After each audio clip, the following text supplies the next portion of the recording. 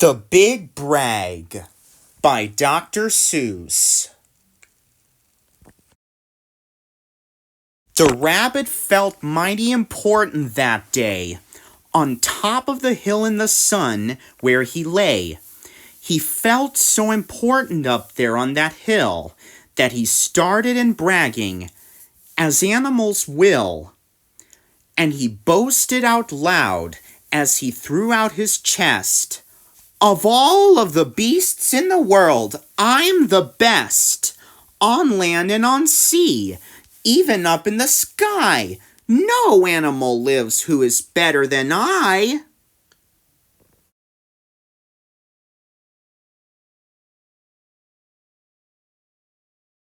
"What's that?" growled a voice that was terribly gruff. "Now why do you say such ridiculous stuff?" The rabbit looked down and he saw a big bear. "I'm the best of the beasts," said the bear, "and so there." "You're not," snapped the rabbit. "I'm better than you." "Pooh," the bear snorted. "Again I say pooh.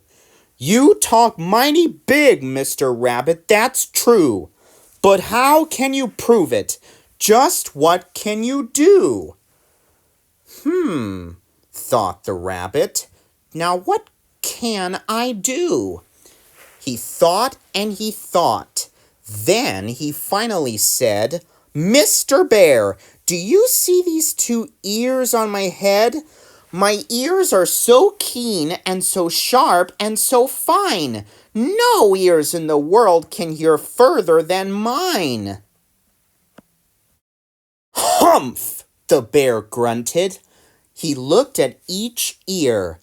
"You say they are good," said the bear with a sneer. "But how do I know just how far they can hear?" "I'll prove," said the rabbit. "My ears are the best. You sit there and watch me. I'll prove it by test."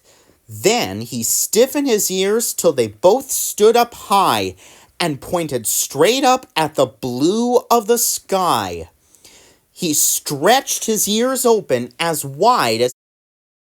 For 7 long minutes he stood.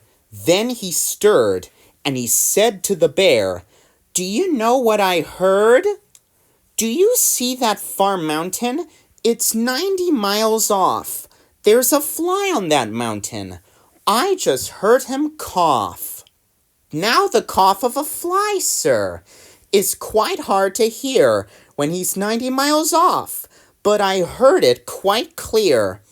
"So you see," bragged the rabbit, "it's perfectly true that my ears are the best, so I'm better than you." The bear, for a moment, just sulked as he sat, for he knew that his ears couldn't hear things like that. "This rabbit," he thought, "made a fool out of me. Now I've got to prove that I'm better than he." So he said to the rabbit, "You hear pretty well. You can hear 90 miles. But how far can you smell?" "I'm the greatest of smellers," he bragged. "See my nose. This nose on my face is the finest that grows. My nose can smell anything, both far and near. With my nose, I can smell twice as far as you hear." "You can't," snapped the rabbit. "I can," growled the bear, and he stuck his big nose way up high in the air. He wiggled that nose, and he sniffed, and he snuffed. He waggled that nose, and he whiffed, and he wuffed. For more than 10 minutes, he snaff, and he snaff, and he snuff. Then he said to the rabbit, "I've smelled far enough." "All right," said the rabbit. "Come on now and tell exactly how far is the smell that you smell." "Oh, I'm smelling a very far smell," said the bear, "away past that fly on that mountain out there. I'm smelling past many great mountains beyond, 600 miles more to the edge of a pond. And way, way out there by the pond you can't see is a very small farm. On the farm is a tree. On the tree is a branch. On the branch is a nest. A very small nest where two tiny eggs rest. Eggs rest. Two hummingbird eggs, only half an inch long. But my nose, said the bear, is so wonderfully strong. My nose is so good that I smell without fail that the egg on the left is a little bit stale. And that is a thing that no rabbit can do. So you see, the bear boasted, I'm better than you. My smeller's so keen that it just can't be beat. What's that? Called a voice from way down by his feet. The bear and the rabbit looked down at the sound, and they saw an old worm crawling out of the ground. Now, boys, said the worm, you've been bragging a lot. You both think you're great, but I think you are not. You're not half as good as a fellow like me. You hear and you smell, but how far can you see?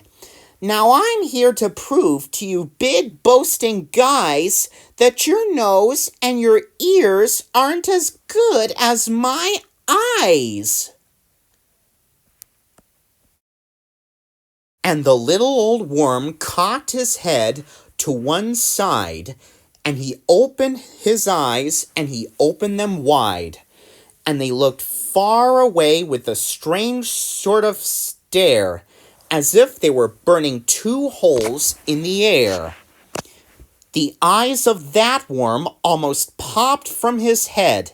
He stared half an hour till his eyelids got red. That's enough, growled the bear. Tell the rabbit and me, how far did you look, and just what did you see? Well, boys, the worm answered, that I took was a look that looked farther than you'll ever look. I looked across the ocean, way out to Japan, for I can see farther than anyone can. There's no one on earth who has eyesight that's finer. I looked past Japan, then I looked across China. I looked across Egypt, then took a quick glance across the countries, across the two countries of Holland and France. Then I looked across England and also Brazil. But I didn't stop there. I looked much farther still. And I kept right on looking and looking until I looked round the world and right back to this hill. And I saw on this hill, since my eyesight's so keen, the two biggest fools that have ever been seen. And the fools that I saw were none other than you, who seem to have nothing else better to do than sit here and argue who's better than who. Then the little old worm gave his head a small jerk, and he dived in his hole and went back to his work. The end. Ta-da! Those are books for you to learn. I hope you enjoyed me reading The Big Brag by Dr. Seuss. That's the end.